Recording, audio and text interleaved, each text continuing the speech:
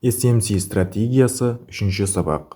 Бұл сабақта мен сіздерге SMC стратегиясының, яғни ақылы пул концепцияларының базарда ең жақсы істеп беретұғын, біздерге базарға кіру үшін тастық ретінде істеп беретұғын концепциясы болған inefficiency, яғни имбалансты үйреніп өтеміз.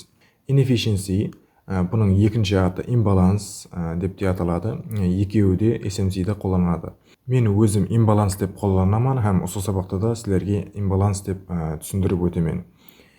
Inefficiency, имбаланс сөздерінің аудармасы бұл inefficiency сыпатсызлық, емаса бір босылық орынлары деген мәнін білдіреді. Имбаланс болса, базардағы баланссызлық деген мәністі білдіреді. ICT стратегиясында біздер бұны FVG деп атаймыз, яғни Fair Value Gap. Ал SMC-де болса, бұл имбаланс деп аталады. 3 шамнан ібарат болады, һәм жүді идеал концепциялардың бірі. Inefficiency, яғни имбаланс төмендегіше көріністе болады. Ол 3 шамнан ібарат болады.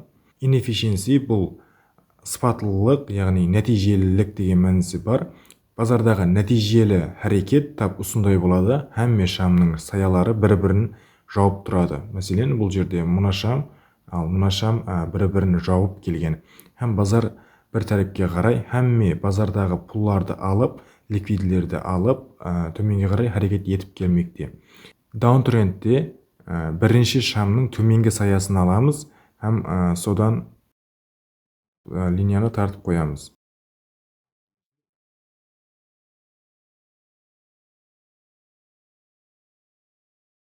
Үшінші шамның жоғарғы саясынан тартамыз даунтрендте.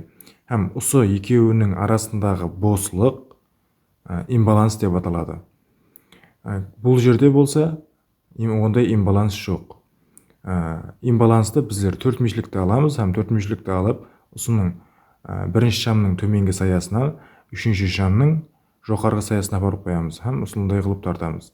Даунтрендте саудаға кіру үшін біздер осындай жағдай пайда болғаннан соң базар бағасы осыған қарай қайтып келеді, һәм осыны жауып, яғни имбалансты шешіп деп айтылады. Имбалансты шешкеннен соң базар төменге қарай жүрісін давам етеді. Даунтрендте тап осындай қылып қолдануымыз мүмкін. Бұл біздерге базарда жүді көп жәрдемдесетін концепция есептелінеді. Бұны жақсылап түсініп алуымыз керек.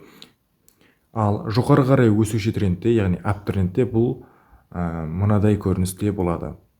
Төмендегі жазуларын, біріншісіндегі жазуларды дәптеріңізге жазып алсаңыз болады, қағида ретінде жақсырақ түсіну үшін.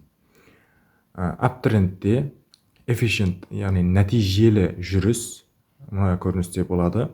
Базар пулларды алып, осы саяларменен барып келіп, пулларды, ордерлерді, сделкаларды, ликвиділерді һәм стоп-лоссларды алып, нәтижелі әрекет етіп, жоғары қарай әрекетленбек. Бұл имбаланста болса, базар төмендегі ордерлерді тасылап, осы атраптағы сатып алушылардың сделкаларын алмай, жүді күшлі импульсив әрекет етті, һәм жоғары қарай кетіп қалды. Ортада болса, имбаланс қалдырып кетті. Аптрендте имбаланс тап осындай көріністе болады. Осындай имбаланс пайда болғаннан соң, базар бағасы қайтып келеді. Бірден қайтып келмеуі мүмкін, бірақ кейін біраз мүддеттен кейін де қанша уақыт өтсе де бұл имбаланс істеп береді. Бірінші сабақта импульсив әрекет керек деп айтқан едім, яғни supply емесі деманд зонаның пайда етілуінде біздерге импульсив әрекет керек деген едім.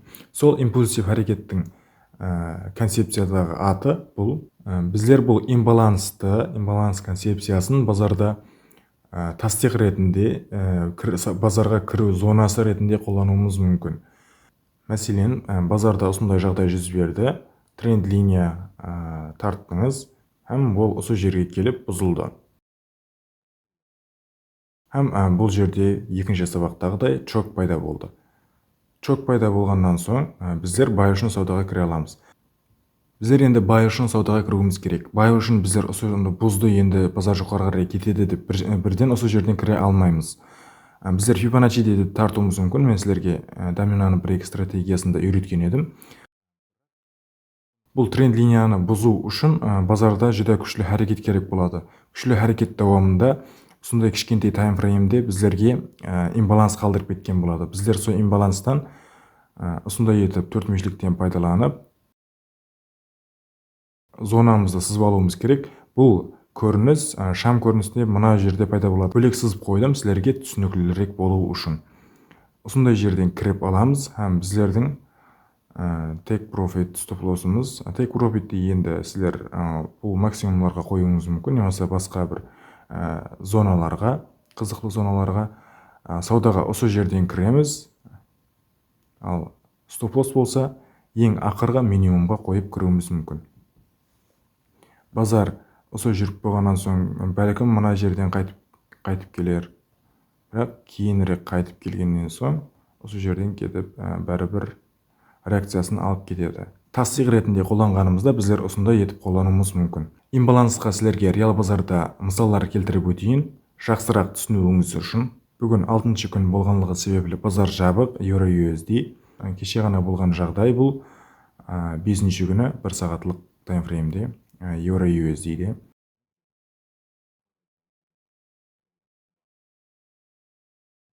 Бұл жерде бірінші шамның жоғарғы саясынан, үшінші шамның төменгі саясынан тартылды имбаланс, һәм базар төменге қайтып келді, кейін өсіп барадыр.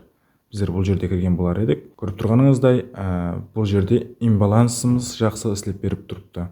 Келіп реакциясын алып кетіп барадыр. Ертең базар ашылғанда да және бір имбаланс қалдырып кетіп барадыр. 1 сағатлықта көрсеңіз болады бұны. Реал базарға өтіп, 1 август сәнесінде болған жағдай, мінекей. Ертең базар ашылғанда да тап осындай қылып имбаланс қалдырып кетеді, һәм базар бұған келіп қайтадан кету ықтималдығы бар. Мына жерде де даунтрендтегі көрінісі имбаланстың. Имбаланс пайда етті, қайтып келді, һәм төменге түсіп берді. Базар бұл жерде де пайда етті имбаланс. Ең ақырғы минимум дегенде, мәселен, біздер бұл жерде кірген болар едік саудаға. Ең ақырғы sell үшін кіргенімізде ең ақырғы максимумға қоямыз. Buy үшін кіргенімізде ең ақырғы минимумға. Бұл жерде біздер мына максимумнан сәл жоғарырақ қоюымыз керек. Мінекей мынадай сауда болған болар еді, сіздер осы жерден саудаға кіргеніңізде. 2.68 РР, $49 риск қылып кіргеніңізде $132 пайдаменен шыққан болар едіңіз. Әтібар беріп қарасаңыз, осының алдында да және бір inefficiency бар, яғни имбаланс бар. Мына бір жерде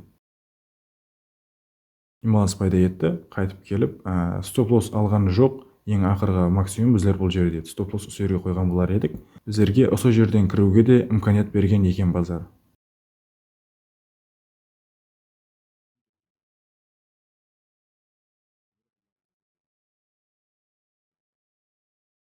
Саудаға бұл жерден кіресіз, қайтып келуіменен.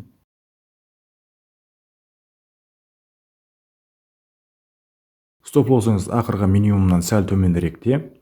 Бұл жерде саудаға кіресіз, take profit кемінде 2 РР. Бұл жерде 1.7 РР істеп берген екен.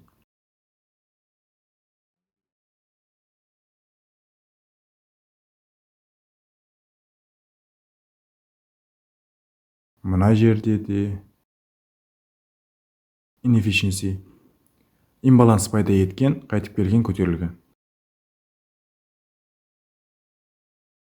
Имбаланс пайда еткен, қайтып келген, ретест алып және көтеріліп кеткен.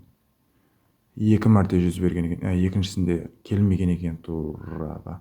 Көріп тұрғаныңыздай, бұл концепцияның істеп беру ықтималдығы жүде жоғары, һәм біздер базарда бұны тасдиқ ретінде қолдануымыз мүмкін, һәм базарға кіру зонасы ретінде. Осы сабақта және бір нәрсені қосып айтып өтуім керек. Мен сіздерге бірінші сабақта айтып өткен supply һәм demand зоналарын айтып түсіндірген кезімде сіздерге және бір қағиданы, яғни ауызша айтылатын бір қағиданы айтуды ұмытып кетіппен. Ол қағида supply һәм demand зоналарын тартып атқан кезімізде біздер алдыңғы ликвид алынғанлығына, яғни минимум немесе максимум алынғанлығына сенім пайда еткен болуымыз керек. Осы импульсив әрекетті пайда еткен шамнан бірінші шамдан алдыңғы шамнан тартамыз деп үйреттім мен сіздерге. Яғни деманд зонасы осындай болып тартылады деп мен сіздерге үйреттім. Осы жерге сіздерге бір қағида ретінде қосып қоймақшымын. Бұны саудаға кірген кезіңізде, demand немесе supply зонаны тартқан кезіңізде этибарға алың. Supply һәм demand зонаны тартқан кезімізде, егер импульсив әрекеттен алдыңғы шамның төменгі саясын, импульсив әрекет еткен шамның саясы төменірек болса, біздер зона ретінде мынадай қылып емес, осы дененің төменгі шамынан тартамыз.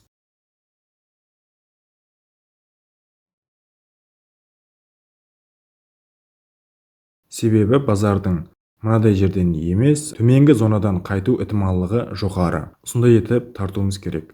Енді бұл да анализ болып кетті. Евроюзде көрсеңіз, осы бір сағатлықта, яғни қағида соннан ібарат, импульсив әрекет еткен шамның, яғни имбаланс пайда еткен шамнан алдыңғы шамның минимумы, имбаланс пайда еткен шамның минимумнан жоғарыда болса, біздер demand зона ретінде осы шамның саясын аламыз.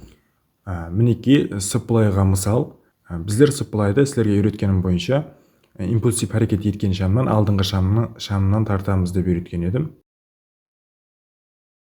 Ал қазіргі қосымша қағида ретінде алың, мына шамның жоғарғы максимумнан, мына импульсив әрекет еткен шамның максимумы жоғарырақ болса, біздер supply зона ретінде осы шамның саясынан тартамыз. Мына жағдайда сіздерде стоп-лосс алған болар еді, ал мынада стоп-лосс алмайды.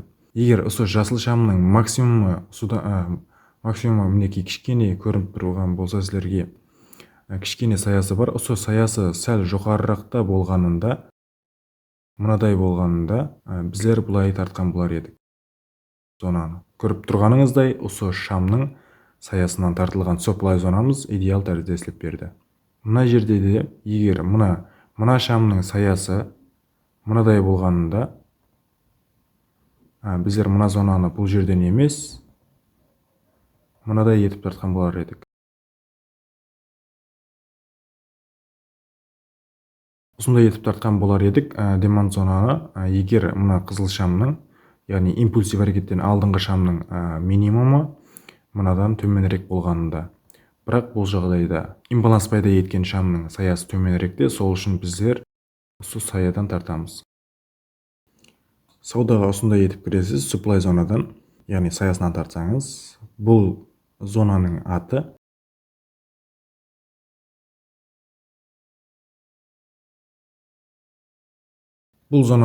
weak зона деп аталады. Яғни weak бұл қарақалпақшасы, сая, яғни таяқшасы деп аталады.